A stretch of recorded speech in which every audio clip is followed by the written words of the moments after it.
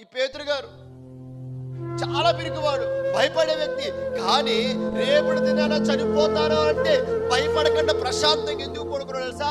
సముద్రం మీద నడిపించిన దేవుడు, 2 చేపలను 5 రొట్టెలను 5,000 మందికి, కొన్ని వేల మందికి పంచి పెట్టిన దేవుడు, స్వస్థతలు అద్భుతాలు చేసిన దేవుడు, విడిపించిన దేవుడు, దురాత్మ చేత పీడించబడుతున్నటువంటి ఒక వ్యక్తిని విడిపించిన దేవుడు, అంత శక్తివంతుడైన దేవుడు ఈ చెరసాల నుంచి కూడా నన్ను విడిపిస్తాడు నమ్మి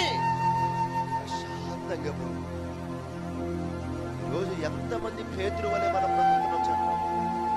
జరుగుతున్నటువంటి విపత్తులు చూసి భయపడిపోయి ఆందోళన చెంది అయ్యో ఏదో జరగబోతుంది చచ్చిపోతే బాగుండు అని ఎంతమంది ఆత్మహత్యలు చేసుకోవట్లేదు ఈ రోజున. పేతురు గారి జీవితంలో నుండి ప్రశాంతంగా నిద్రపోతాడు. అది మనం నేర్చుకోవాలి. దేవుడు ఆందోళన చెందకూడదు, భయపడిపోకూడదు. అయ్యో ఏదో జరిగిపోతుంది.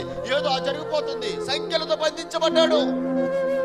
ఈరోజు నువ్వు ఏ సంఖ్యలతో బంధించబడినా దేవుడు విడిపించడానికి సిద్ధంగా ఉన్నాడు. ఏ పరిస్థితులను బంధించబడినా దేవుడిని విడిపించడానికి సిద్ధంగా ఉన్నాడు. దేవుడు తన దూతలకు ఆజ్ఞాపిస్తాడు, అలాంటి రాణిగారి దగ్గరికి వెళ్ళి బంధించబడింది, విడిపించు. అప్పుల్లో బంధించబడ్డావా? దేవుడిని విడిపించడానికి సిద్ధంగా ఉన్నాడు.